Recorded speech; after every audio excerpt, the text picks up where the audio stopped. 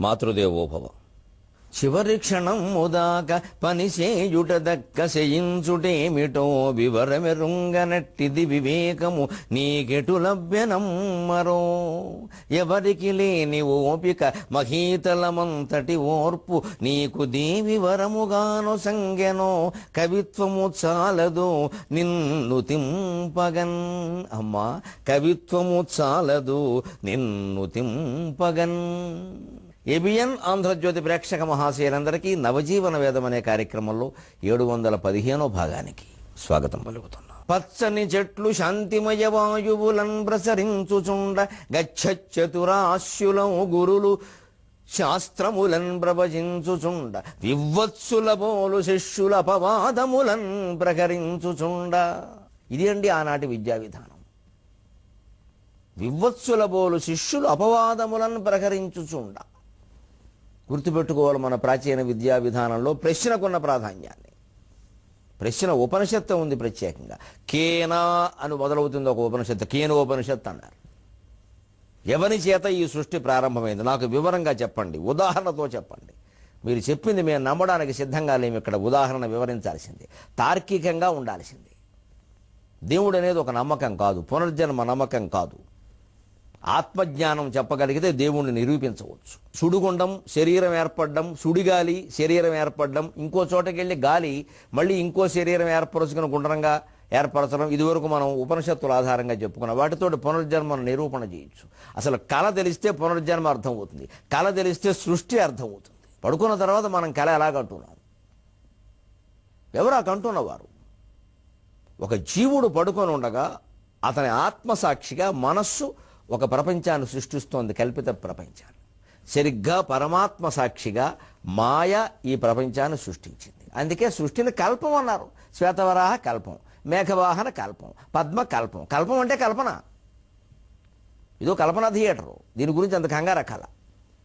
అది మనం గ్రహించడానికి మన మనస్సు ఒప్పుకోదండి. పెద్ద మాయ. కల్పన అంటామేంటి? ఎదురుగా కనపడుతుంటే. ఎదురుగా కనపడుతున్న ఏ వస్తువు ఆ పేరుతో లేదండి. ప్రతి వస్తువులోనూ భాగాలు ఉన్నాయి. మీరు తమలపాకు అనండి, ఎదురుగా ఉంటారు. తమలపాకు చూద్దాం ఉదాహరణ. తమలపాకు ఉందా? తమలపాకు లేదంటే విచిత్రంగా ఉంటుంది, పిచ్చడికం చూస్తారు. కానీ తమలపాకు ఉందా? అందులో తొడిమ, ఈనెలు, ముచ్చిక, పైదాన్న ముచ్చిక అన్నారు, మధ్యలో ఈనెలు అన్నారు, కింద తొడిమ అన్నారు. తొడిమ ఈయన ముచ్చిక తీసేసిన తమలపాకు ఉంది, పైగా తీసేయాలి కూడా ఆయన. సరే, ఈయనలు అన్నాం కదండి. పైకి కనపడుతున్న వారిని ఈయనలు అంటారు ఏమిటండి? కాస్త సూక్ష్మదర్శిని పెట్టి చూడండి, కొన్ని లక్షల ఈనెల సమూహమే ఆ తమలపాకు. అంటే ఉన్నవి ఈనెలు, తమలపాకు లేదు. ఆ ఈనెలకి ఎక్కడో ఒక ఆకారం ఇలా వచ్చేసరికి నువ్వు దాన్ని తమలపాకు అంటున్నావు, అంతే. తలుపు కూడా అంతే. తమలపాకు అర్థమైతే తలుపు అర్థమవుతుంది, తలుపు అర్థమైతే తత్పదార్థం కూడా అర్థమవుతుంది. చితి తత్పద లక్ష్యార్థ చిదేక రసరూపిణి. తత్పద లక్ష్యం అర్థమైపోతుంది. శరీరం అంటున్నాం మనం. ఎక్కడుంది శరీరం? కాలుంది, చెయ్యుంది, మోకాలుంది, మోచెయ్యుంది, తలకాయ ఉంది. శరీరం ఎక్కడుందండి? ఇవన్నీ కలిపిన ఒక ఆకారాన్ని శరీరం అనడానికి మనం అలవాటు పడ్డాం. కానీ ఇందులో ఏది లేకపోయినా శరీరం ఉంటున్నామే. కాలు ఊడిపోతే శరీరం అండం మానేయలేదే, చెయ్యి ఊడిపోతే శరీరం అండం మానేయలేదే, కళ్ళు పోతే శరీరం అండం మానేయలేదే. కానీ ఇందులోంచి జీవుడు లేచిపోగానే శరీరం ఏదంటే చచ్చిపోయాడండి అంటున్నామే. ఎవరండి చనిపోయింది? శరీరమా, ఆత్మ, జీవుడా? ఆలోచన చేస్తే తెలియడం లేదండి. శరీరం మిథ్య, తమలపాకు మిథ్య, ఈయనలే అక్కడ ఉన్నది. శరీరం మిథ్య, అవయవాలే అక్కడ ఉన్నది. మన శరీరానికి పక్కన ఉండేటువంటి ఆకాశాన్ని, బల్లని కూడా ఈ శరీరంలో భాగంగా భావించగలిగితే అంతా ఒకటే. అదే ఆధ్యాత్మికత, అదే విశ్వరూపం. విశ్వమంతా ఒకే రూపం, అదే భగవంతుడు. నీ శరీరం, నా శరీరం, నీ శరీరానికి నా శరీరానికి మధ్యలో ఉండే కెమెరా, టీవీ, బల్ల, మీరు తాగే కాఫీ గ్లాసు, అందులో కాఫీ, అన్నీ కలిపి ఒకటే శరీరం. అదే విశ్వ శరీరం, అదే విశ్వరూపం. అందుకని అమ్మవారిని ఏమంటారు? రవి దుస్తనయుగా అంటారు. సూర్యచంద్రుడిద్దరు అమ్మవారి వక్షోజాలు. అంటే లోకాన్ని పోషిస్తున్నది సూర్యరశ్మి, చంద్రరశ్మి. వాటిని ఆవిడ వక్షోజాలకి చెప్పి అమ్మవారు లోకాన్ని అంతటిని పోషిస్తోందన్నారు. కవిత్వ భావన. అది విశ్వరూపం అన్నారు. విశ్వరూపంలో అనేక బాహువులు, అనేక వక్త్రాలు, అనేక ముఖాలు, అనేక శరీరాలు, అనేక రకాల అవయవాలు కలిపింది విశ్వరూపం. అదంతా భగవంతుడు. ఇప్పుడు మన సమాజం అంతా ఒక్కటేనే భావించడానికి దైవ భావన, ఆత్మభావన, ఆత్మజ్ఞానం ఎంత ఉపయోగపడతాయండి? స్వార్థం తగ్గిపోవడానికి, పాపం తగ్గిపోవడానికి, సమాజ సౌభాగ్యం పెరగడానికి ఈ భావాన్ని మనం వ్యాప్తి చేయాలి. అందుకని మన దేవుడికి మనం కొత్తగా కల్పించిన ఒక విగ్రహ రూపమే రూపమని, మిగిలిందేది దేవుడు కాదని, ఇక ఆ విగ్రహాన్ని పట్టుకుని వేలాడుతూ ఉంటే కలహాలు మిగులుతాయి. ఆ విగ్రహం కేవలం విగ్రహాతీతమైన భావాన్ని పొందడానికి సాధన. అంతేగాని విగ్రహం వెంటనే దేవుడు కాదు. దేవుణ్ణి విగ్రహంగా భావిస్తే తప్పులేదు, విగ్రహాన్ని దేవుడిగా భావిస్తే తప్పులేదు. దేవుణ్ణి విగ్రహం చేసేసాం, ఇంకా దాని ప్రాధాన్యాన్ని పెంచేసాం. అక్కడ ముట్టుకుంటే పుణ్యం, పట్టుకుంటే పుణ్యం, దండ వేస్తే పుణ్యం, ఆ దండ కట్టిన వాళ్ళకి పుణ్యం, ఆ దండ వేలాడితే పుణ్యం, దండ పక్కన కూర్చుంటే పుణ్యం, విగ్రహానికి ఎంత దగ్గరగా కూర్చుంటే అంత దగ్గర పుణ్యం. కాబట్టి టికెట్లు పెట్టాం. ముందు కూర్చున్న వాడికి 10,000, కాస్త దూరం కూర్చున్న వాడికి 5,000. వ్యాపారం అయింది. అక్కడ విగ్రహ తత్వమే ప్రధానమైతే ఈ వ్యాపారాలు సాగవండి. దూరంగా కూర్చున్నా ఒకటే పుణ్యం, ఎంత దగ్గరగా చూస్తే అంత పుణ్యం, ఏ తిథినాడు చూస్తే అంత పుణ్యం. కాబట్టి ముక్కోటే కారేసి పెట్టాం. ఆ దేవతలు వెళ్ళి దర్శించుకుని ఉండొచ్చు. దేవతలు దర్శించింది మనం చూసే విగ్రహాన్ని, గుళ్ళో విగ్రహాన్న శ్రీ మహావిష్ణువుని అంతరాత్మలో దర్శించుకున్నారు. మనం ఆ రోజు ఆ ప్రయత్నం చేయాలి. చెయ్యమే. 3 కోట్లు కాదండి, 30 కోట్ల మంది ఒక గుళ్ళోకి వెడతాం. కనీసం అది కూడా మన ఊళ్ళో ఉండే గుళ్ళోకి వెళ్ళాం. ఏది ప్రసిద్ధమో అక్కడికి వెడతాం. అక్కడ వ్యాపారం పెరుగుతుంది, అవినీతి పెరుగుతుంది. మళ్ళీ మతాన్ని మనమే విమర్శిస్తాం. మన ఊళ్ళో కూడా ఉంది కదండి, అక్కడ చూడొచ్చు కదండి. ఆ పూజారి గారికి అసలు బతుకుతాడు, మనం 10 రూపాయలు దక్షిణేస్తే ఆ మానవత్వం లేదండి. అందరికీ ప్రసిద్ధమైనవి కావాలి. అందుకని లోకంలో ప్రసిద్ధులు అవడం కోసమే ప్రయత్నం చేస్తారు, సిద్ధులు అవడానికి ప్రయత్నం చేయరు. ఈ దేశంలో సిద్ధి పొందే లక్షణాలు తక్కువ, ప్రసిద్ధి పొందే లక్షణాలు ఎక్కువ. ఏనకేనాప్యుపాయన ప్రసిద్ధ పురుషో భవేత్ పూర్వమే చెప్పారు వ్యంగ్యంగా. ఎలాగోళ్ళ ఫేమస్ అవ్వాలని చూస్తామండి, మనం మంచివాడవ్వాలని చూడమండి. దానికి విరుగుడే పూర్వపు విద్యా విధానం. అడుగు, నీ ఇష్టం వచ్చింది అడుగు, నువ్వు ప్రశ్నించు, నువ్వు విమర్శించు. జైమిని స్పష్టంగా వ్యాసుడిని విమర్శించాడు. భారతంలో నాకు అనేక సందేహాలు ఉన్నాయన్నాడు. మార్కండేయ మహర్షిని అడిగాడు, ఆయన ధర్మపక్షుల ద్వారా చెప్పించాడు. అందులో కథే మన చరిత్ర, మార్కండేయ పురాణం. ఇదండి దేశ విద్యా విధానం. కానీ అప్పుడే జరిగిన దాడి ఏమిటంటే ఈ స్వేచ్ఛ, ఈ ప్రజాస్వామ్యం, ఈ 100 పూలు వికసించే పరిస్థితి, 1000 భావాలు వర్ధిల్లేటువంటి ఔన్నత్యాన్ని భరించలేక పచ్చని చెట్లు శాంతిమయ వాయువులను ప్రసరించుచుండ గచ్చతురాస్యుల గురులు శాస్త్రములను ప్రవచించుచుండ వివత్సుల వంటి శిష్యులు అపవాదములను ప్రకరించుచుండ కార్చిచ్చుగా దాడి చేసిరి పరీక్షలు పెట్టిరి జీవితాలకు. దావాననంలో కార్చిచ్చులాగా ప్రశాంతమైనటువంటి ఉద్యానవనం లాంటి విద్యావనం మీద దాడి చేశారండి దుర్మార్గులు, విదేశీయులు, విధర్మీయులు, విమతీయులు. కార్చిచ్చులాగా దాడి చేశారు, దావాగ్రలాగా. ఎక్కడైనా విద్యాలయాల్లో పరీక్షలు చదువుకున్న పరిజ్ఞానానికి పడతారు, వీళ్ళు వాళ్ళ జీవితాలకే పరీక్షలు పెట్టారు. హర్షుని దాన సత్ఫలములు అవిరియచనే. సాహిత్య ప్రియుల కోసం ఒక మాట, రా కింద షావొత్తు, దుష్కర ప్రాస. కాస్త ప్రయత్నం చేస్తే మంచి పదాలు దొరుకుతాయి. అదే మంచి రసమయమైన సామ్రాజ్యాన్ని నిర్మిస్తుంది. హర్షుని దాన సత్ఫలముల అవిరియచనే బౌద్ధ సాహితీ కర్షకులెల్ల గాయపడి కాలము చేసిరి. బౌద్ధ సాహితీ కర్షకులెల్ల గాయపడి కాలము చేసిరి. రక్త బిందువుల్ వర్షము ఓలె రాలుట నలంద కలందల పోయలేదు. రక్త బిందువుల్ వర్షము ఓలె రాలుట నలంద కలందల పోయలేదు. సంఘర్షణ తప్పదా, సంఘర్షణ తప్పదా, మత విఘాతము విద్యల తల్లి మేనిక. మత విఘాతము విద్యల తల్లి మేనిక. యా కుందెందు తుషారహార ధవళ, యా శుభ్రవస్త్రాన్విత, యా వీణావరదండ మండితకర, యా శ్వేత పద్మాసన, యా బ్రహ్మాచ్యుత శంకర ప్రభృతిభిర్దేవైః సదా పూజిత. సామాన్ పాతు సరస్వతి, సా మాం పాతు సరస్వతి భగవతి నిశేష జాడ్యాపక. సా మాం పాతు సరస్వతి భగవతి నిశేష జాడ్యాపక. అధికారం మత్తు, ఐశ్వర్యం మత్తు, మతం మత్తు, అజ్ఞానపు మత్తు తలకెక్కితే గుడి కాదండి, బడి కూడా నిలబడదండి, జీవితమే నిలబడదండి. విద్య అంటే యా కుందేందు తుషారహార ధవళ. అమ్మవారిని, సరస్వతీదేవిని తెలుపుతో పోల్చి వర్ణిస్తారండి. ఎందుకు? సరస్వతి తెల్లచీర కట్టుకుంటుంది. వాళ్ళ ఆయన ఎర్రచీర కొనని చెప్పారా? లక్ష్మీదేవి ఎర్రచీర, అమ్మవారు లలితాదేవి ఎర్రచీర కట్టుకుంటుంది. అరుణారుణ కౌసుంభ వస్త్రభాస్వత్ కటీతటి. శివుడు ఆకుపచ్చ చీర కొనన్నాడా? లేదా ఆవిడ కొనుక్కోలేదా? ఆ మాత్రం షాపింగ్ చేత కాదా? ఆశ్చర్యంగా ఉంటాయండి. ఇక సమన్వయం కోసం ప్రయత్నం చేయాలి. అమ్మవారికి ఎర్రచీర ఇష్టం కాబట్టి ఇంకా గుడి నిండా ఎర్రచీరలు పెట్టేయడం. ఇంకా అర్చకుల వారి భార్య నానాయాత్ర పడుతుంది ఎర్రచీరలు కట్టుకోలేక. ఆలోచించాలండి మనం కాస్త. అమ్మవారికి ఎర్రచీర ఇష్టం అంటేనమ్మా రజోగుణ ప్రధానమైన చోట ఎర్రచీర కట్టుకుంది ఆవిడ. సృష్టి చేయాలంటే రజోగుణం, రజస్వలు అనే మాట ఆలోచించండి దయచేసి. ఇంకా నేను వివరిస్తే బాగుండదు, ఎందుకన్నారు. అందుకని ఎర్రచీర కట్టుకుందని చెప్పారు. అందుకని గుండెండా ఎర్రచీరలు పోసేస్తామా? ఇదేం పిచ్చండి. సరస్వతి తెల్ల చీర కట్టుకుందంటే పిల్లలందరికీ తెల్ల యూనిఫామ్ వేస్తే చదువు వచ్చేస్తుందా? మల్లె పువ్వు లాంటి తెలుప శుభ్ర వస్త్రాన్విత తెల్లని వస్త్రాలు ధరించింది అంటే విద్యార్థి అన్నవాడు విద్వాంసుడయ్యి జీవితాన్ని ముగించుకునే వరకు వాడి జీవితంలో తెల్ల చీరలా ఉండాలి, తెల్లగా ఉండాలి, మచ్చ ఉండకూడదు. అది సార విషయం. అందుకోసం ప్రయత్నం చేయాలి. అందుకని బాసర పెడదాం, తెల్ల చీర ఇచ్చేద్దాం. అష్టలక్ష్మి ఆలయానికి కడదాం, ఎర్ర చీర ఇచ్చేద్దాం. లలితాదేవి గుడికి కడదాం, మెజెంటా కలర్ ఇచ్చేద్దాం. మనకు పుణ్యం వచ్చేసింది. వీటినే నేను తరచు ఖండించేది, నన్ను మన్నింతును కాక, ఖండించక తప్పదు. ఈ అజ్ఞానాలు పోతే గాని అసలు తత్వాలు అర్థం కావు. ఎర్ర చేరవడం, తెల్ల చేరవడం, కిరీటాలు పెట్టడం ముఖ్యం కాదండి. మన ప్రవర్తన ఎలా ఉంది, మనం చదువు ఎందుకోసం చెప్పిస్తున్నాం పిల్లలకి? వాళ్ళ మనస్సులు స్వచ్ఛంగా ఉన్నాయా అది ఆలోచించాలి. విద్యా వ్యవస్థలో అందరూ తల్లిదండ్రులు ముఖ్యంగా ఫిలిప్పీన్స్లో ఆలోచించారు, నెదర్లాండ్స్లో ఆలోచించారు, ఫిన్లాండ్స్లో ఆలోచించారు, దక్షిణ కొరియాలో ఆలోచించారు. ఇంత పెద్ద భారతదేశంలో ఎందుకు ఆలోచించట్లేదో నాకు అర్థం కాదు. మనకు డబ్బే ప్రధానం. ఆ డబ్బు కావడానికి మంచి చదువు కావాలి, అందుకు మంచి ఉద్యోగం. అంటే డబ్బు సంపాదించే ఉద్యోగం. మంచి ఉద్యోగం అంటే డబ్బు సంపాదించే ఉద్యోగం. మంచి అంటే అర్థం అది. మంచిని కూడా డబ్బు చేసేసాం మనం.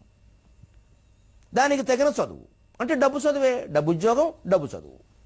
ఈ డబ్బు చదువుకి బాసర సరస్వతి దేవి ఆశీస్సులు కావాలి. అందుకని ఆవిడ మండపం అంతా తెల్లచీరలతో నింపేస్తాం మనం. ఆవిడకి తెల్లచీర ఇష్టం ఏంటంటే అర్థం లేని మాట.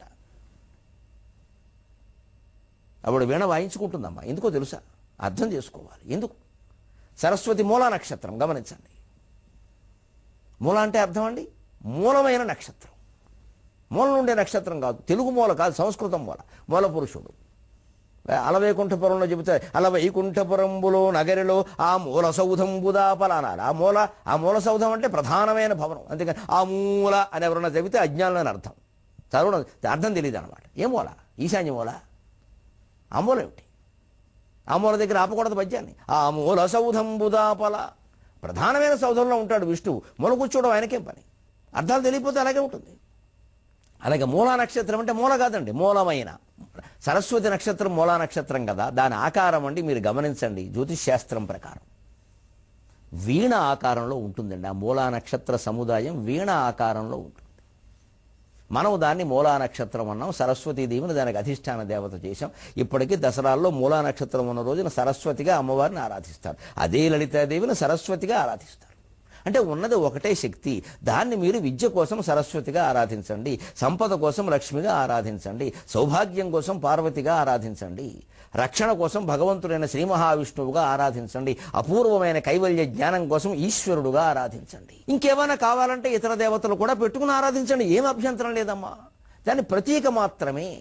అది ప్రతీక, ఇట్స్ ఎ సింబల్. అది గ్రహించి తీరాల్సింది. దాని ద్వారానే ఏదో అయిపోదు. అసలు తత్వం గ్రహించాలి. వీణ ఆకారంలో ఉంటుంది. అదే గ్రీకులు దాన్ని కనిపెట్టి ముందు మనతో పాటే, మనకంటే ముందేం కాదు, మనమే ముందు కనిపెట్టి, ఇంక మనం వాళ్ళు పెద్ద భేదం వద్దండి. ఈ అమోఘాలు పోతేనే బాగుపడతాం. ఎవరు కనిపెట్టినా కనిపెట్టమే. ప్రపంచంలో ఎవరైనా కనిపెడతారు. మనమే అన్నీ కనిపెట్టక్కల. కనిపెట్టకపోతే నష్టమేం లేదు. అన్నీ మనమే కనిపెట్టామని వాదించక్కల. ఇదో అహంకారం.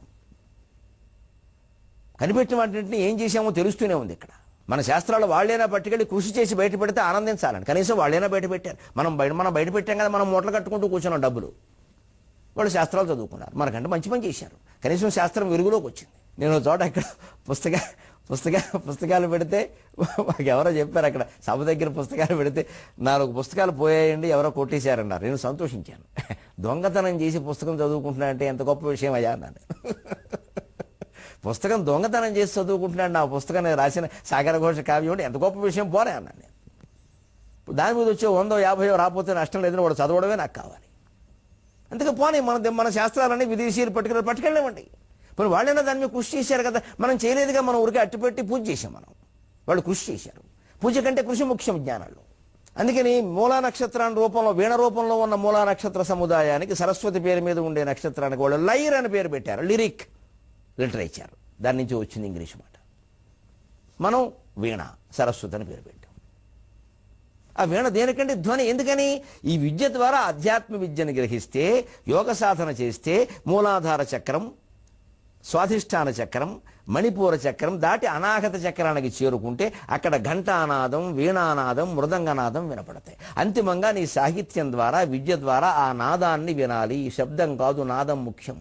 సర్వ శబ్దాత్మికే, సర్వ నాదాత్మికే, సర్వ విశ్వాత్మికే, సర్వ దీక్షాత్మికే, సర్వ విశ్వాత్మికే, సర్వ దీక్షాత్మికే, సర్వ వర్ణాత్మికే, సర్వరూపే జగన్మాతృకే. హే జగన్మాతృకే పాహి మాం దేవి, తుభ్యం నమో దేవి, తుభ్యం నమో దేవి, తుభ్యం నమః అని కాళిదాసు శ్యామలా దండకంలో పేర్కొంటాడు. ఉద్దేశం ఇదండి. అమ్మవారికి వెండి వీణ చేయిద్దామంటే అక్కర్లేదు, ఉన్న వీణ చాలు. వీణ తత్వం గ్రహించాలి మనం. వెండి వీణ చేయించిన వాడికి ప్రాధాన్యం, బంగారం వీణ చేయించిన వాడికి ఇంకాస్త ప్రాధాన్యం. వాడు ఆ బంగారం ఎలా సంపాదించేవాడో ఎవడో అడగడు. అప్పుడు ఏమవుతుంది? ఆధ్యాత్మికత అవినీతిమయం అయిపోదా? వస్తువులకు ప్రాధాన్యం ఇస్తే, వస్తు తత్వాన్ని గురించి ఆలోచించమంటే వస్తువుకు ప్రాధాన్యం ఇస్తే అలాగా. అందుకే జరిగిన అన్యాయం చూడండి. మత విఘాతము విద్యల తల్లి మేనిక అని రాశాడు కవి. సరస్వతీదేవికి కూడా మతపరమైన ఘర్షణలు తప్పవ. విద్య అంటే జ్ఞానం కదా, అందరికీ జ్ఞానం కావాలి కదా. ఆ జ్ఞానానికి ఒక స్వరూపం మాత్రమే కదా సరస్వతి అనేది. ఆ విగ్రహం మీద దాటెత్తుకండి, ఆ విగ్రహం అన్నేం చేసిందండి. అందుకని హర్షుని దాన సత్ఫలము లాభిరియచనే. చక్రవర్తుల్లో గొప్పవాడు హర్షుడు, నలంద విశ్వవిద్యాలయ వ్యవస్థాపకుడు. కొన్ని వందల ఎకరాల భూమిని దానం చేసి విద్యార్థుల దగ్గర శుల్కాల పేరు మీద, ఫీజుల పేరు మీద ఎక్కువ వసూలు చేసి వాళ్ళని బాధ పెట్టకండి. విద్యను వ్యాప్తి చేయండి. విద్యాలయాలను నేను పోషిస్తా, ఉపాధ్యాయులందరికీ వసతి భోజనం నేను కల్పిస్తా అని ఆయన భోజన వసతులు కల్పించారు. ఉపాధ్యాయులు నిస్వార్థంగా బోధన చేశారు. తాము సంతృప్తిగా బతికారు. సంతృప్త ప్రాణులైన విద్యార్థులను తయారు చేశారు. అటువంటి హర్షుని దాన సత్ఫలాలు ఈ తురుష్కుల దాడి కారణంగా ఆవిరైపోయాయండి. దిబ్బైపోయింది విశ్వవిద్యాలయం. మళ్ళీ ఇప్పటి వరకు కోలుకెలేదండి. ఇంకా ఎన్ని వందల ఏళ్ల క్రితం, ఎన్ని వందల ఏళ్ళు గుప్తుల కాలంలో ఎప్పుడో స్థాపింపబడినటువంటి విశ్వవిద్యాలయం కొన్ని వందల ఏళ్లు నిరాఘాటంగా కొనసాగింది. కొన్ని వందల ఏళ్లు పడుకుంది. ఇప్పటికి ఇంకా దిబ్బైపోయింది, లేవలేదు. పునరుద్ధరించాలంటే చాలా కష్టంగా ఉంది. కలాం గారు నలంద విశ్వవిద్యాలయానికి వెళ్ళి కన్నీళ్లు పెట్టుకున్నాడు పునరుద్ధరించమని. అప్పుడు కేంద్ర ప్రభుత్వంలో, రాష్ట్ర ప్రభుత్వాల్లో కదలికలు వచ్చాయి. మరి కలాం గారిని ఏమందాం మనం? ఏ మతం అందాం? మానవత్వం అనే అపూర్వ మతానికి చెందినవాడా మహానుభావుడు గాంధీ అనగా, కలాం అనగా, అంబేద్కర్ అనగా. వారికి మతాలు ఉండవండి, మానవత్వం ఒక్కటే ఉంటుందండి వారికి. వారి మార్గంలో మనం నడవడం, మానవత్వాన్ని పూజించడం, వారే మతం వీరే మతం అని ఆలోచించడం కాదు. హర్షుని దాన సత్ఫలములు ఆవిరయించనే. బౌద్ధ సాహితీ కర్షకులెల్ల గాయపడి కాలము చేసిరి. బౌద్ధం అంటేనే అహింస కదా. బుద్ధుడు బోధించింది అహింస కదా. అహింస పరమో ధర్మ అనడానికి పాపం సంసారాన్ని కాదండి, సామ్రాజ్యాన్ని వదిలేశాడు కదా. ఇవాళ పంచాయతీ బోర్డు సర్పంచ్ పదవి కోసం ప్రాణాలు తీసుకున్నటువంటి దేశంలో ఒక అఖండమైన మహా సామ్రాజ్యాన్ని రాత్రికి రాత్రి పరిచయించిన శ్రీరాముడు గాని, బుద్ధుడు గాని ఎంత ఆదర్శ పురుషులండి, ఎంత మహానుభావులండి. ఎప్పటికీ ఆ స్థాయిని చేరుకోగలుగుతామండి మన విద్యా విధానం ద్వారా. మన విద్యార్థుల్లో త్యాగభావన నేర్పాలి కదా. భోగభావన నేర్పుతున్నాం. 1వ తరగతి కుర్రాడు కూడా ర్యాంకుల పేరు మీద నువ్వు నెంబర్ 1, నువ్వు నెంబర్ 1, నువ్వు నెంబర్ 1 అంటున్నాం. కానీ దేశం నెంబర్ 1 కావడం కోసం నువ్వు త్యాగానికి సిద్ధంగా ఉండమని చెప్పలేకపోతున్నామే. తల్లిదండ్రులం కానీ, ఉపాధ్యాయులు కానీ, ఎవ్వరు కానీ చెప్పలేకపోతున్నామే. ఎంత బలహీనత ప్రవేశించిందండి నా జాతిలో. ఒక్క క్షణం ఏదైనా బలమైన రసాయనం తాగి మళ్ళీ బలం పొందుదామమ్మా. హర్షుని దాన సత్ఫలములు అవిరియచనే. బౌద్ధ సాహితీ కర్షకులెల్ల గాయపడి కాలము చేసి. రక్త బిందువుల్ వర్షము ఓలె రాలుట నలంద కలందల పోయలేదు, నలంద కలందల పోయలేదు. సంఘర్షణ తపద మత విఘాతము విద్యల తల్లి మేనిక. బౌద్ధ సాహిత్యంలో ఉన్న కర్షకులందరూ శాంతిమయ జీవులండి. వాళ్ళని చంపేశారు అన్యాయంగా. పాఠాలు చెబుతున్న గురువుల కంఠాలు నరికేశారండి. విద్యార్థులు చితకొట్టేశారండి, గుర్రాలతో తొక్కించారండి, పారిపోయారండి పాపం ఎక్కడికెక్కడ ప్రాణభీతితో. ఆయుధాలు ఎందుకు ఉంటాయండి విద్యాలయాల్లో? ఆయుధాలు ఉంటే వీళ్ళ దుంప దించేవాళ్లే. ఆయుధాలు లేకుండా ప్రశాంతంగా విద్యార్జన చేస్తున్న విద్యార్థుల్ని చంపేశారండి బలవంతంగా. రక్తబిందువులు వర్షము ఓలె రాలుట నలంద కలందల పోయలేదు అంటున్నాడు సాగర ఘోష కవి. విద్యాలయంలో రక్తబిందువులు వర్షిస్తాయని నలంద కలందల పోయలేదు. కలలో కూడా అనుకోలేదు ఇంత ఘోరం జరుగుతుందని. ఇవాళకి కూడా అదే ఉగ్రవాదానికి సంబంధించిన మనుషులు, అదే ఉగ్రవాదులు వేరే దేశంలో ఒక పాఠశాల మీద దాడి చేసి 250 మందిని పట్టుకుపోయారా లేదా? ఆ పిల్లలను ఉపయోగించి ఇతర బందీలని కాల్పిస్తున్నారా లేదా, వీడియోలు పెడుతున్నారా లేదా? ఏ స్థితిలో ఉంది ప్రపంచం? అణుబాంబు అని భయపడుతున్నామన్నా అణుబాంబు ఏదో వేసేసి ఈ ప్రపంచం వెళ్ళిపోతే భగవంతుడు కొత్త ప్రపంచాన్ని సృష్టిస్తాడేమో. కొలంబస్ అని వెనకో సినిమాలో పాట ఉంది, నాకు కొత్త దీవి కావాలని, నేను కొత్త భూమిని కోరుతున్నా, నేను కొత్త ప్రపంచాన్ని కోరుతున్నా, అందుకోసం ఈ గరికిపాటి బలికి అవ్వడానికి సిద్ధంగా ఉన్నాడు. ఈ క్షణం కొత్త ప్రపంచం కావాలి మనకి. పనికిరాదండి, ఇది బాగా కుళ్ళిపోయిందండి. ఇంత తొందరగా కుళ్ళిపోవడమే మంచిదేమో అనిపిస్తోందండి ఒక్కోసారి మనస్సుకి. ఎంత తొందరగా కుళ్ళిపోతే భగవంతుడు అంత తొందరగా అవతరించి కొత్త ప్రపంచాన్ని ఇస్తాడేమో. ఈ కులాలు, మతాలు, ప్రాంతాలు, జాతులు, ఈ హింసలేని ప్రపంచాన్ని ఇస్తాడేమో. కాస్త హాయిగా కూర్చుని చెట్ల కింద 4 పాటలు పాడుకోగలిగే అవకాశం ఇస్తాడేమో. పచ్చి మాంసం తిన్నా పర్వాలేదు, చనిమంటి దగ్గర కూర్చుని కులభేదం లేకుండా, జాతిభేదం లేకుండా, త్రిపురుష భేదం లేకుండా హాయిగా ఆనందంగా హాయిగా పాడుకునే అవకాశం ఇస్తాడేమో భగవంతుడు కొత్త ప్రపంచం పేరు మీద అని ఒక ఆశ ఉందండి. విద్యాలయాల మీద దాడులా? అప్పటికేమిటి ఇప్పటికండి అదే ఉగ్రవాదం, అదే శాఖ. ప్రపంచం ఎందుకంత నిర్వీర్యమైపోవాలి దాని ముందు? నేను నమస్కారం పెట్టి కోరుతున్నా, తిరుగుబాటు ఆ వర్గం నుంచే ప్రారంభం కావాలి. దేశభక్తి, దైవభక్తి కలిగినటువంటి ఆ వర్గం వారే ప్రారంభించాలి. నా సోదరుల్ని చెయ్యెత్తి పిలుస్తున్నా. మనకెందుకని ఊరుకునే వ్యవహారం కాదండి ఇది. ప్రపంచంలో ఎవరు ఎంత అభివృద్ధి సాధించినా ఈవేళ ఉగ్రవాదం ముందు నిలబడదండి. తక్షణం బూడిది బుగ్గైపోతుందండి. అంతకు మనం అందరం విశాల భావంతో ఆలోచించాలి. హరుషుని దాన సత్ఫలములు ఆవిరి అయిచని, బౌద్ధ సాహితీ కర్షకులెల్ల గాయపడి కాలము చేసిరి. రక్త బిందువులు వర్షము ఓలె రాలుట నలంద కలందల పోయలేదు. సంఘర్షణ తప్పదా మత విఘాతము విద్యల తల్లిమేనిక. ఇంత భయంకరంగా జరిగే దాడులు. ఇందులోనే మనం చెప్పుకోవలసిన ఒక్క మాట, ఈ దాడులు ఇంతటితో ఆగలేదండి. నలంద లాంటి మహావిశ్వవిద్యాలయాలు, తక్షశిల లాంటి విశ్వవిద్యాలయాలు భారతదేశంలో కూలిపోయాయి. ఇవాళ విశ్వవిద్యాలయాల సంఖ్య పెరిగింది. వీధికో విశ్వవిద్యాలయం వచ్చింది. ఎన్నింటిలో ఎంత చదువు ఉందో అందరికీ తెలుసు. ఇక అనవసరం ఆ మాటలు మాట్లాడుకోవడం. సమయం దండగా, సంకల్పం దండగా. ఊరికే విశ్వవిద్యాలయాల సంఖ్య పెరిగితే విద్య పెరుగుతుందా? ఇటీవలే పత్రికల్లో వచ్చిన విశ్లేషణ, ఫిన్లాండ్ స్థాయికి, నెదర్లాండ్ స్థాయికి, దక్షిణ కొరియా స్థాయికి భారతదేశం ప్రాథమిక విద్యలో ఎదగడానికి కనీసం 40 ఏళ్లు పడుతుందని చెప్పారండి. కన్నీళ్లు కార్చాను నేను ఆ పేపర్ చదువుతూ. ఆంధ్రజ్యోతి పత్రిక మీద నా కన్నీళ్లు రాలిపడ్డాయి. ఇంకా 40 ఏళ్లు పడుతుందా? అప్పటికైనా అవుతుందా? ఏమో, ఇంకెన్ని మార్పులు వస్తాయో, ఇంకెంత దిగజారిపోతుందో. ముందు తల్లిదండ్రుల దృక్పథంలో మార్పు రావాలమ్మా. సరస్వతి శిశు మందిరాలు ఉన్నాయి. నేను ఎవరి పట్ల ప్రత్యేక అభిమానంతో చెప్పట్ల. దేశభక్తి, దైవభక్తి నేర్పుతారు, తక్కువ ఫీజుతో నేర్పుతున్నారు. అక్కడ చేర్పించండి పిల్లల్ని దయచేసి. ఈ టెక్నో స్కూల్స్కి, ఇంగ్లీషు మాధ్యమాలకి స్వస్తి చెప్పండి దయచేసి. ఈ ఐసీఎస్సీలు, సిబిఎస్ఈలు, విదేశీ విద్యా విధానాలు మనకు అక్కర్లేదు. మన సరస్వతి మనకు కావాలి. పిల్లలు పైజమాలు, లాల్చీలు వేసుకోవాలమ్మా, నిక్కర్లు, చొక్కాలు వేసుకోవాలమ్మా, బూట్లు, టైలు అవసరం లేదమ్మా చదువుకి.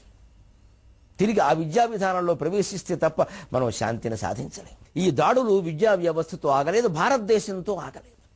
దాడులు చేయువారికి స్వతంత్రత హెచ్చు, విశ్వమందు ఏనాడును వల్లకాడును వినాయనిపించదు వారికి. అట్టివే దాడులు పశ్చిమావనిని తాండవమాడెను 100 ఏండ్లు. క్రుషేడుల పేర ముస్లిములు, జీససు భక్తులు పొరుసల్పగన్. ఇవాళ ఇంకో మతాన్ని పీడించామనగానే సరిపోతుంది, రేపు మన మతంలో మనకే గొడవలు వస్తాయండి. ఇవాళ ఇంకో కుటుంబాన్ని ధ్వంసం చేశామనే అనగానే సరిపోలేదండి, రేపు మన కుటుంబంలోనే కలతలు వస్తాయండి. ఇవాళ ఇంకో వ్యక్తి మీద దాడి చేశామని ఆనందించడానికి వీల్లేదండి, రేపు మన మీద అదే దాడి జరుగుతుందండి. ఇలా ఆలోచించగలిగితే ప్రపంచం అంతా బాగుంటుంది. అదే చెప్పారు భారతంలో శాంతి పర్వంలో భీష్ముడు ధర్మరాజుకి. ఒరుళేజవియనరించిన నరవర అప్రియముతన మనంబునకగు తానురులకున విషేయకునికి పరాయణము పరమధర్మ పదములకెళ్ళన్. వెనక ఆంధ్ర పత్రికలో పైన రాసేవారు ప్రతిరోజు ఈ పద్యాన్ని. అన్ని ధర్మశాస్త్రాలు సిద్ధంగా ఉన్నాయండి, వినేవాళ్ళు లేరు, ఆచరించేవాళ్ళు లేరు. వ్యాసునిది అదే ఘోష, సాగర ఘోషది అదే ఘోష. ఊర్ధ్వబాహుర్విరౌమ్యేష నచగచ్చి శృణోతు మే ధర్మాదర్ధశ్చ కామశ్చ